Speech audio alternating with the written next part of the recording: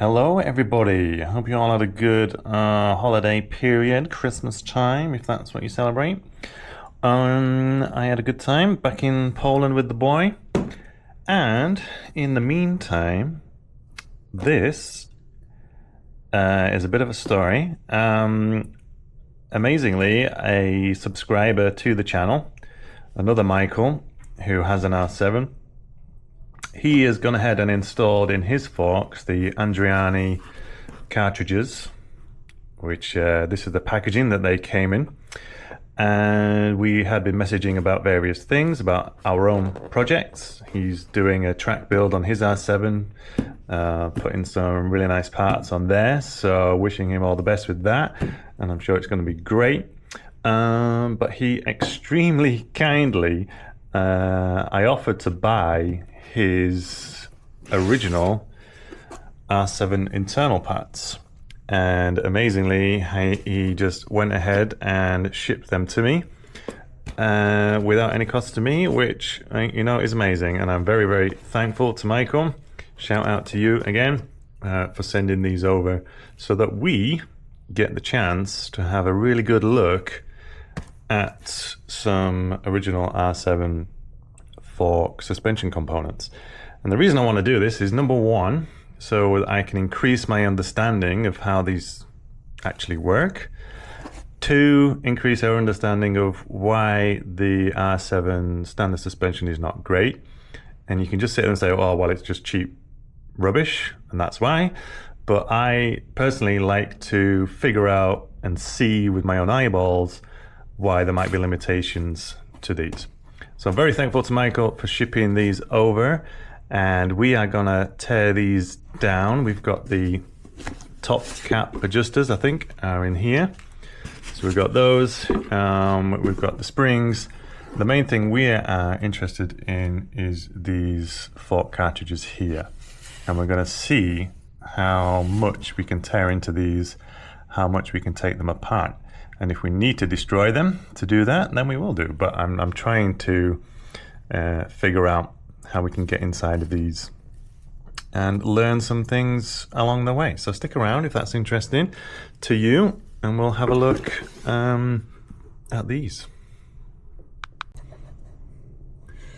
Okay, so we did cover this in another video, but let's just run through again how this top cap works. So this obviously sits on top of the fork, and this piece here moves up and down as we move this orange preload adjuster up and down. So the spring sits against that metal piece, and that changes our preload adjustment on the spring. The central part here, this in the center there, moves when we change our adjuster on the top. This happens to be, it doesn't say tension. The other one says compression. So we've got a compression one, which is the left fork, I believe, and the rebound, which is the right fork. And that's how that works. So I just wanted to cover off that first before we delve into the rest of it. So here we go.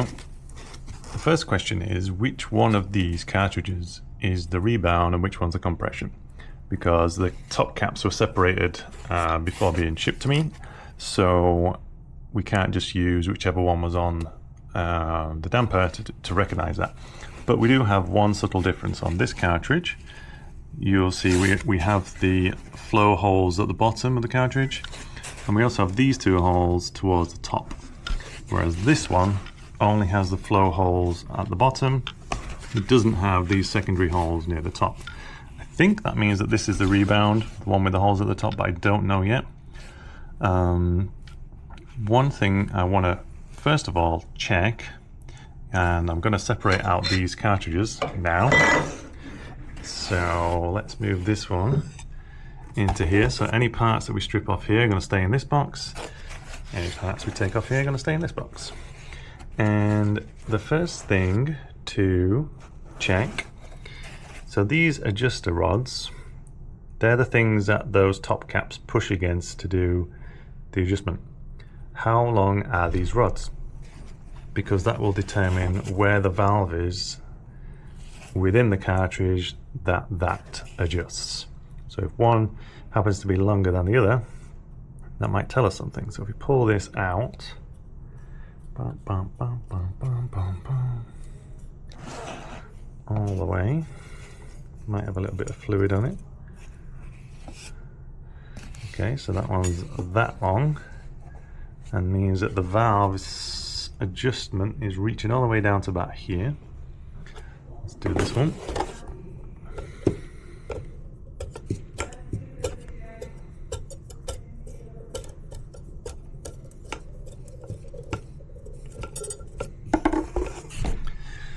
Okay, so it's exactly the same length as the other one. Alright, so that doesn't tell us anything yet, so we're going to have to strip these apart, see what is inside. Okay, so here we are on my workbench at work during my lunch hour, and I have managed to do on both of these now separate out to a certain degree, and basically you'll see that there is a threaded piece here. This main body threads into this, and then there is an end plug in this one, and what's interesting is on this one there is nothing on the end of this. And then just to show you completely, if you unscrew this part, you'll see that it feels like there's some resistance before you can pull all the way out, but if you just give it a nice quick sharp tap, then you will see the valve inside. So let's get these pieces back into a clean environment and we'll talk about them a little bit more. Okay, so here we are then. This is what we see inside the cartridges of the R7.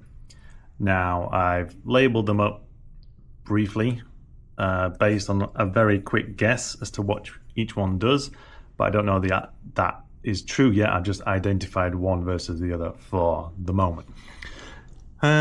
What we notice is on this cartridge here we have no extra valving at the bottom, whereas on this cartridge we do.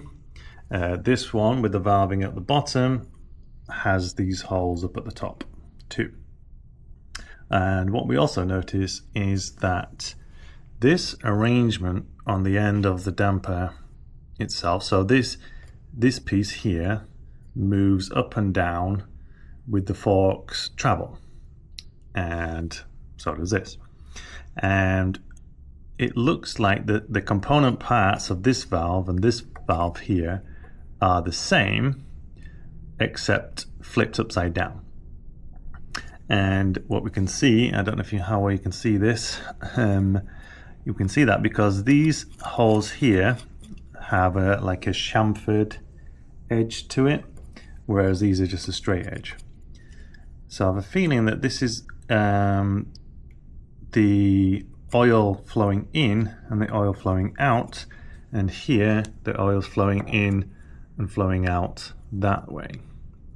So, and then our adjustment is coming down. It's coming down here and making adjustment to this valve, and this one is non-adjustable, whatever this is doing down here. So this is not adjustable, and these two are. So I'm gonna have a bit of a think and have a little Google or whatever, and we'll figure out which one is actually which is doing rebound, which is doing compression. But here we have a bit of an X-ray picture really of what is inside the cartridges as well. So yeah, good fun. So a Google of a rebound valve in a fork shows us this image, and the important thing to look at is that on the rebound valve the shim stack is at the bottom, and what that means is that as the fork extends again, so after being compressed, the rebound of course is controlling the oil flow as we extend the fork again. That's when the shim stack comes into force. As the oil flows back down into the bottom of the fork, the shim stack takes control of that. So that's what we're seeing here, and if we look back at this cartridge, which I thought was the rebound, you would see, it's very hard to see on this camera I'm sure, but the shim stack here is at the bottom side. So this is, for as far as I can tell, our rebound valve here, whereas this side is the compression. I think what we've got is slow speed compression at the bottom. So that's when you're just slowly moving the forks up and down. That regulates the compression there. And this adjustment that we've got is for our high speed compression on the R7. So that's what we've got. That's what we've got to deal with. And when people say, I'm sure I saw one video on the R7 early days where someone had said that they'd revalved the suspension, and that's what they mean. They're talking about playing with these shim stacks here in the valve to try and get more or less adjustment, I guess. Right, well, I'm just going to use the phone for my camera to really highlight the difference, if you can hopefully see it or not. So this has got the shim stack on the top side for the compression, and this has got the shim stack on the bottom side for the rebound. I'm trying to get it into focus as best I can so you can see the difference. So there we go. And if you do your own research into motorcycle fork valving, you would see that it all makes sense now. So this side being the compression, this side being the rebound, and there are options if you want to change the valving for the R7. So let's have a look at that now. So I realised that in the videos you can't quite see what I'm talking about because it's a bit blurry, but if you look here in this photo that I've taken, you can see on the compression side, that's the shim stack right there. You can see those kind of rings. Those are the shim stack for the compression, and if I whip across here, that's the shim stack for the rebound. So you kind of see what I'm saying there. And the shim stack basically deflects, that's what we're saying. When the oil gets pushed against those shim stacks, the shims deflect and let the oil pass through, and it's all about adjusting that deflection of the shim stack, and that's how we get the damping adjustment. So that's a close-up just so you can see what I'm actually talking about, because my videos weren't the best from the little. So yeah, here we are on the Kexion suspension website, and as you can see, you can get spare parts for your R7 forks, you can get the upgraded IDS cartridges, you can get the DDS cartridges, but you can also, if you keep going further and further down, you'll see these front fork piston kits. Now they are listed underneath the R7 selection, but you can see that these are listed for the MT FZ09, which kind of makes sense because a lot of those parts are shared across those three bikes. The MT FZ09 and the R7 share a lot of the front end parts, so makes sense. But you might just want to contact your own Kexion supplier if this is something that you're interested in doing, and you'll see, as you can read for yourself, allegedly tighter tolerances, improved adjustment range, and you know, the usual sales pitch. But if you wanted to talk to Kexion about fitting these yourselves, you might be able to do that. I have heard you do have to modify the internal the damper itself where these fit. Now I don't know if that's true, I don't have the instructions for it, but again, just be aware that you might be doing some modifications to your internals to get these to fit. But as you can see from the picture, we've got two similar valves flipped, and you can see the shim stack there on the right hand side. On the top side, you can see those three levels, kind of like washers. That's the shim stack on the top side, and you would see that on the other valve there on the bottom side if you were to see that. So it's just an option, bear it in mind, and again, contact Kexion if you think that's something you might want to try out on your own suspension. Okay, so this is the valve now really in close-up using my tablet camera. And what we've done is we managed to loosen up this nut on the end. So this assembly is now free. You'll notice that spring there. So when this is tightened up, that spring holds that washer in place right there. Anyway, so let's just spin off the final few turns of this nut. It's quite hard to get that off. It's obviously like got a locking mechanism on the end of here that you have to overcome. And then there's these two fairly simple washers. We've got this, which I think is the Shim stack. I don't know how well that deflects. Oh yeah, you can see it, look.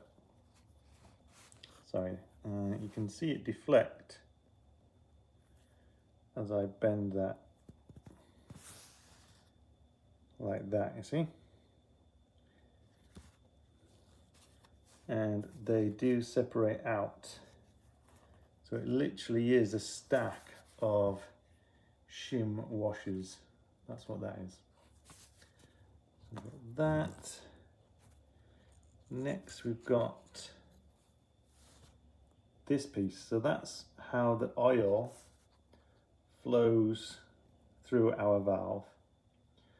I'm trying to keep this, I'm not sure it matters which way around. Well, it does, doesn't it? Because we've got chamfered opening on one side and a straighter opening on the other. So it is directional. Then we've got another last washer. And then we've got a spring and cup here. It's got a few holes in it. So finally, inside there is the needle, the adjuster needle that we adjust at the top end of the fork with the external adjuster. So the last thing we're really looking at is, can we get into here or not? And I'm guessing that's, we need to get a spanner on this flat section and try to spin it off of this rod. So let's see if we can do that. All right, so we've managed to loosen up this piece now from the rod. So I'm going to spin the last little bit by hand and we'll see what we see. Okay, so that's the needle seat in there. And then lastly, did this come out?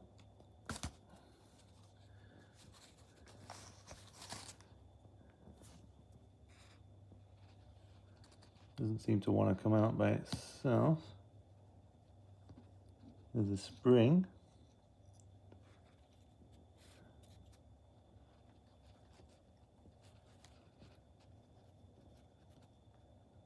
So I don't know if that needle would come out this way, or if it'll only come out if we pushed it all the way back to the top of the damper.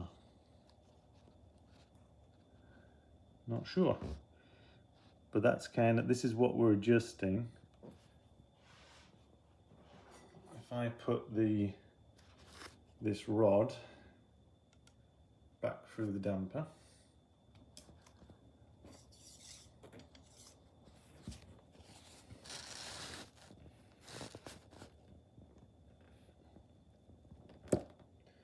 if I give it a good push, then it comes all the way out. You can see that seal on there, and the needle is now out.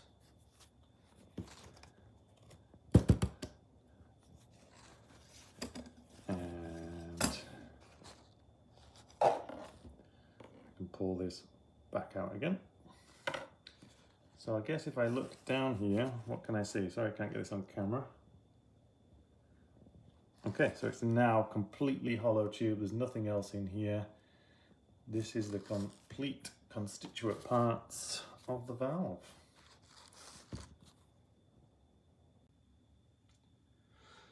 So I hope that's been somewhat interesting for those of us that like to mess about with our own pieces of kit.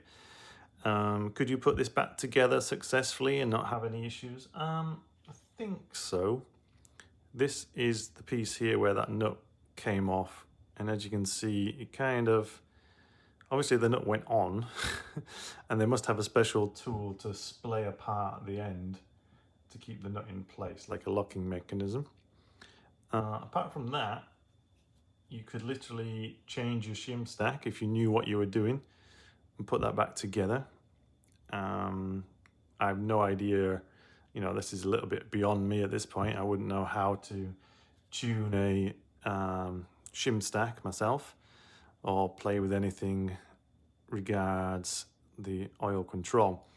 But if you were swapping out the whole valve for one of those K-Tech ones, again, there might be something to modify on here that you'd need to know about and contact K-Tech about, but I would be confident in swapping that valve if I had some basic instructions, you know.